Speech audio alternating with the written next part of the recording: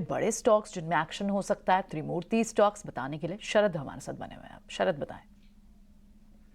जी बिल्कुल, सबसे पहले जो है फोकस में रहने वाला है अपोलो हॉस्पिटल्स, और यहाँ पे रिपोर्ट्स आ रही है कि कंपनी जो है रेज़ कर सकती है लगभग $200 मिलियन, यानी कि 1600 करोड़ रुपए FY24 में, जहाँ पे वो डाइल्यूट कर सकते हैं अपने 5 से लेकर 6% स्टेक अपोलो हेल्थ को में। अब याद रखिए, जो कंपनी है उनकी आम है जो ओमनी हेल्थ केयर प्लेटफॉर्म है उस पर फोकस रखती है। याद रखिए, जो टोटल एंटरप्राइज वैल्यूएशन रखा गया है वो लगभग 2.5 से लेकर $3 बिलियन तक रखा गया है।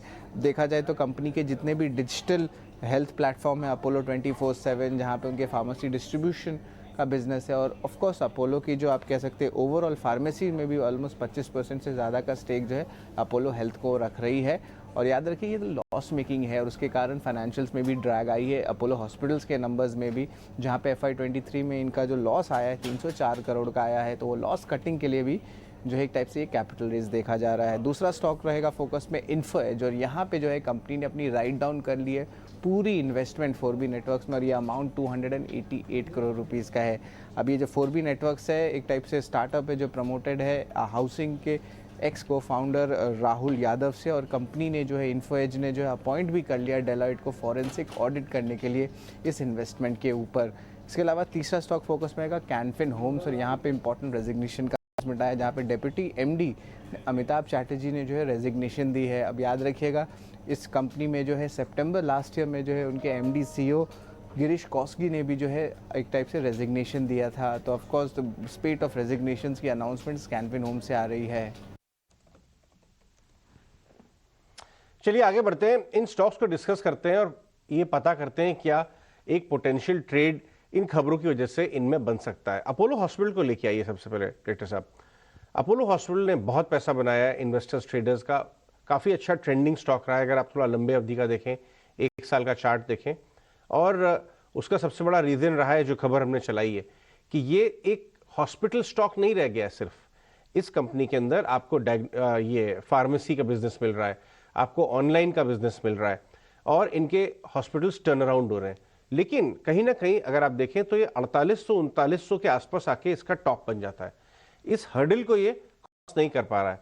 लेकिन अगर ये खबर सच होती है और इसका ट्रांजैक्शन आता है बहुत जल्दी, तो सिर्फ pharmacy end of the business कोई कई $3 बिलियन का मार्केट कैप हो जाएगा, मतलब कुछ 20,000 करोड़ 25,000 करोड़ के बीच में, जबकि ओवरऑल मार्केट कैप इसका करीब इस समय 80 से 90 हज़ार करोड़ कंपनी का। तो कहीं वैल्यू अनलॉकिंग पॉसिबिलिटी आएगी।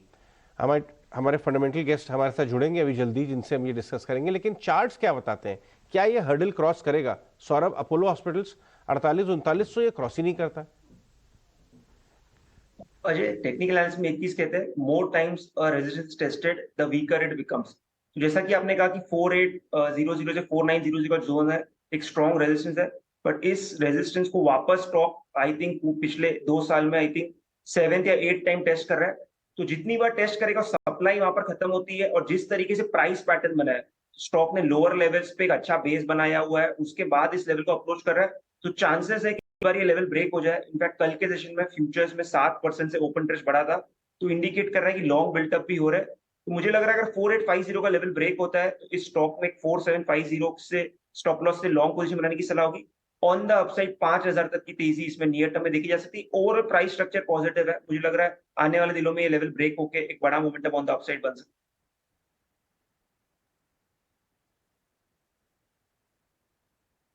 ठीक है, ये तो अपोलो हॉस्पिटल पे एक कॉल हो गई।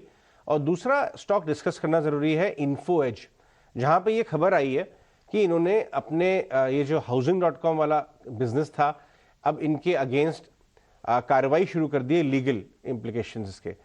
बट मैं आपको ये बता दूं अपने व्यूअर्स को कि इस समय इन्फो एज में तेजी का सौदा है।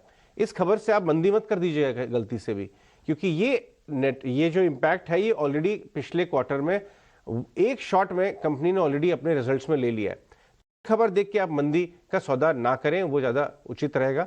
स्टॉक इस समय तेजी में, क्योंकि 4 दिन पहले जब रिजल्ट्स आए थे इन्फोएज के, उसके बाद से जो इंटरनल्स हैं बहुत अच्छे थे, मजबूत थे, वहाँ से वन साइडेड इन्फोएज पिछले 1 हफ्ते का ग्राफ लेके आइए या 10 दिन का ग्राफ लेके आइए, तेजी में आया है। कल भी ये स्टॉक 3.5% बंद हुआ है, ऊपर 4200 का भाव है। संतोष, इन्फोएज हमारे लिए चेक करके बताइए। ये देखिए 350 रुपये चला है ये पिछले एक हफ्ते के अंदर, बट इसके अंदर अभी लॉन्ग ट्रेड है यहाँ से भी, या अगर होल्ड करते हैं लॉन्ग ट्रेड और हम राइड करते आए तो स्टॉप लॉस कहाँ पे लगाएं? जी अजय सर, डेफिनेटली इस स्टॉक का टेक्निकल स्ट्रक्चर काफी बुलिश है। स्टॉक में क्लियरली एक बॉटम बना चुका है और एक अच्छी बड़ी तेजी के लिए तैयार है। बीच में छोटे छोटे हर्डल्स आते रहेंगे, जैसे इमीडिएटली एक 4300 देन 4400 का हर्डल है, उसके बाद 4600 का हर्डल रहेगा। तो मेरे हिसाब से इसमें बने रहना चाहिए। अब स्टॉप लॉस आपको ट्रेल कर लेना चाहिए 4040 पर, लेकिन ऊपर में बीच बीच में थोड़ा पॉज लेगा, लेकिन जो इसके